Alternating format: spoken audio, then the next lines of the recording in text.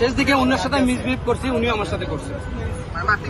মারতে গেছিলাম না, উনি আমার সাথে মিসবিহেভ করছে, আমি ওর আগে